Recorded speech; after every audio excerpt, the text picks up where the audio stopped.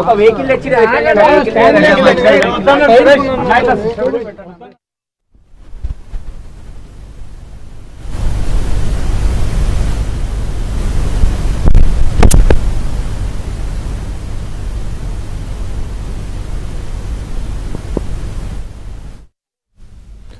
మంచు ఫ్యామిలీలో వివాదం మరింత ముదురుతోంది. ఈ పంచాయతీ ఇప్పుడు పోలీస్ స్టేషన్ కు చేరింది. పహాడీ షరీఫ్ పిఎస్ లో మంచు మనోజ్ ఫిర్యాదు చేశారు. తనపై జరిగిన దాడిపై కంప్లైంట్ ఇచ్చారు. ఈ అంశానికి సంబంధించి పూర్తి అప్డేట్ మా ప్రతినిధి శశి చెప్తారు. శశి, చెప్పండి, ఏంటి మంచు మనోజ్ పహాడీ షరీఫ్ పోలీస్ స్టేషన్ లో ఫిర్యాదు చేసినట్టుగా మనం చూస్తున్నాం. దీనికి సంబంధించి పూర్తి అప్డేట్ ఇవ్వండి. ఉదయం నుంచి హైడ్రామా నడిచింది. ఆ ఇంటి చుట్టూ చాలా వ్యక్తుల్ని మోహరించడం జరిగింది. దీనికి సంబంధించి పూర్తి అప్డేట్ ఏం జరిగింది ఉదయం నుంచి చూస్తే అసలు ఎంతవరకు ఉన్నటువంటి అప్డేట్ ఏంటి పూర్తిగా?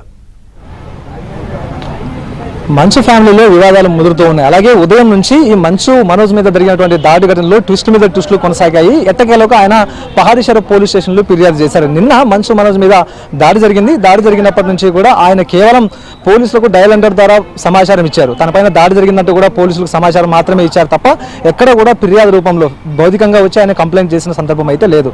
అయితే తాజాగా ఈ రోజు కొద్దిసేపటి క్రితమే పహాడీ షరీఫ్ పోలీస్ స్టేషన్కు చేరుకుని ఆయన తన ఫిర్యాదును, తన మీద దాడి చేసినటువంటి వారి వివరాలను ఇటు పోలీసులకు సమర్పించడం కూడాను జరిగింది. అయితే ప్రధానంగా నిన్న ఉదయం ఆయన మీద దాడి జరిగింది.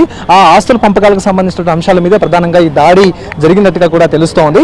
అయితే తన మీద చేసినటువంటి దాడి చేసినటువంటి వ్యక్తుల వివరాలతో పాటు నిన్న ఆయన దాడి జరిగిన తర్వాత మధ్యాహ్నం 3 గంటల ప్రాంతంలో బంజారాహిల్స్లో ఉన్నటువంటి ఒక ప్రైవేట్ ఆసుపత్రికి వెళ్లారు.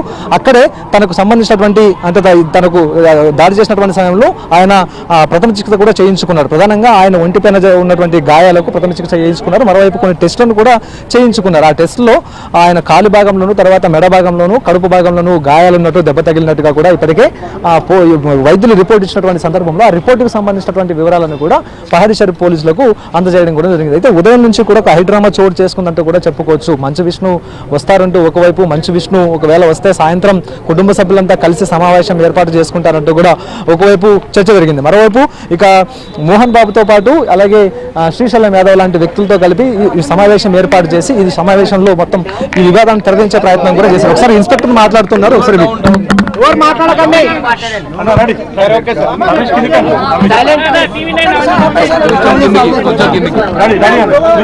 ఇప్పుడే ఈరోజు ఒక హాఫ్ అన్ అవర్ క్రితం మంచు మనోజ్ గారు పోలీస్ స్టేషన్ రావడం జరిగింది. పోలీస్ స్టేషన్లో ఒక పిటిషన్ లాడ్జ్ చేయడం జరిగింది. దాంట్లో ఏంటంటే నిన్న అతను ఇంట్లో ఉండగా, అతను వాళ్ళ భార్య పిల్లలతో ఉండగా ఒక 10 మంది అన్నోన్ పర్సన్స్ ఇంటికి వచ్చినారు. ఇంటికి వచ్చి అరుస్తూ ఉన్నారు. నిన్న ఏంటని చెప్పేసి వాళ్ళ దగ్గరికి వెళ్తే అటాక్ చేసే ప్రయత్నం చేశారు. తర్వాత నేను కూడా వాళ్ళని పట్టుకునే ప్రయత్నం చేయగా వాళ్ళు పారిపోయారు. దాంట్లో భాగంగా నాకు కూడా దెబ్బలు తగిలినాయి. దాని తర్వాత నేను హాస్పిటల్కి వెళ్ళాను. తర్వాత సీసీటీవీ ఫుటేజ్ కూడా అంతా లేకుండా చేశారని చెప్పేసి దరఖాస్తు ఇవ్వడం జరిగింది. దానిపైన మేము కేసు రిజిస్టర్ చేసుకొని ఇన్వెస్టిగేషన్ చేస్తాం. పేర్లు ఎవరి మెన్షన్ చేయలేదు. 10 మంది అన్నోన్ పర్సన్స్ అని రాశారు. మోహన్ బాబు గారి పేరు లేదు అందులో. ఫ్యామిలీ మెంబర్స్ పేరు కానీ ఎవరి గారు మెన్షన్ చేయలేదు. అది ఎందుకు దాడి చేశారనేది నాకు తెలియదు. నాకు, మా పిల్లలకు, నా భార్యకు థ్రెట్ ఉందని చెప్పారు అందులో. అది ఎందుకు అనేది తెలియదు.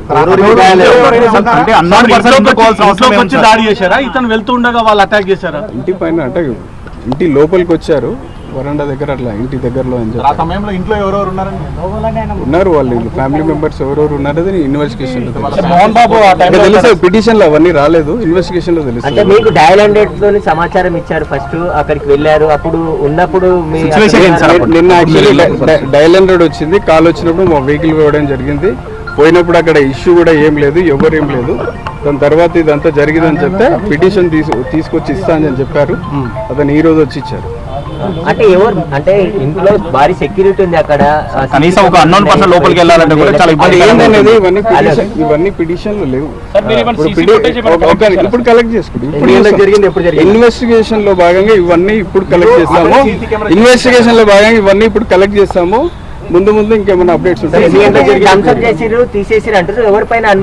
చెప్పలేదు, అందులో ఉన్న హార్డ్ డిస్క్ లేదని చెప్తున్నారు. ఏందనేది కూడా అది వెరిఫై. సార్ మీరు డైలాండర్ ద్వారా ఫిర్యాదు చేసినప్పుడు అక్కడ ఉన్న సిచ్యువేషన్ ఏంటి సార్? అసలు సార్ డైలాండర్ ద్వారా అక్కడికి వెళ్ళారు కదా, అక్కడ ఏం లేదు, అప్పుడు ఎవరు లేరు, వాళ్ళే ఉన్నారు, ఫ్యామిలీ మెంబర్సే ఉన్నారు. వాళ్ళు మనోజ్ గారు పిటిషన్ వచ్చి ఇస్తున్నారు, జరిగిన దాని మీద వచ్చి ఇస్తున్నారు.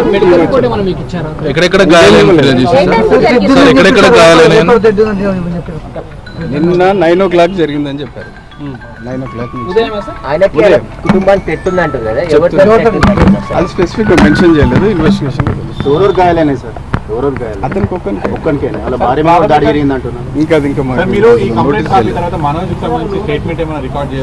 చేస్తాం, అన్ని చేస్తాం. ఇన్వెస్టిగేషన్ లో భాగంగా ప్రతిదీ కూడా అబ్జర్వ్ చేయడం జరిగింది.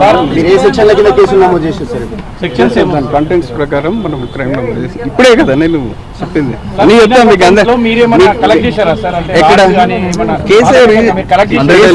వినండి, కేసు రిజిస్టర్ ఇప్పుడు జస్ట్ ఇప్పుడు చేస్తున్నాం. చేసిన తర్వాత ఇన్వెస్టిగేషన్ స్టార్ట్ అవుతుంది. ఇన్వెస్టిగేషన్ లో ప్రతి విషయం కూడా తెలియపరుస్తాం. మీరు అక్కడ ప్రాథమికంగా వెళ్ళినప్పుడు మనం కలెక్ట్ చేశారు సార్? నిన్న అక్కడ ఏం లేదండి, ఫోన్ చేసినా కూడా పోలీసులు రెస్పాండ్ కాలేదని మంచు మనోజ్ లేదు. మా వెహికల్ ఎట్లా వెళ్తుంది?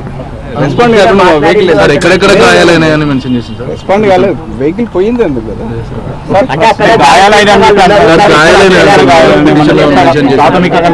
లేదు అయినా ఏం చెప్తున్నారు, అవన్నీ ఎమ్మెల్సీ కలెక్ట్ చేసుకుని. అట్లాంటిది ఏం లేదు, అట్లాంటిది ఏం లేదు. ఎవరు మాయం చేశారనేది ఏమైనా అనుమానాలు? అవన్నీ ఇన్వెస్టిగేషన్ తెస్తున్నారు. వినయ్ పేరు ఏమైనా చెప్పాడా? విజయ్ రెడ్డి అని చెప్పారు. విజయ్ రెడ్డి అండ్ కిరణ్ వాళ్ళు ఏదో మాయం చేశారని చెప్పారు. వాళ్ళకి చెప్పలేదండి.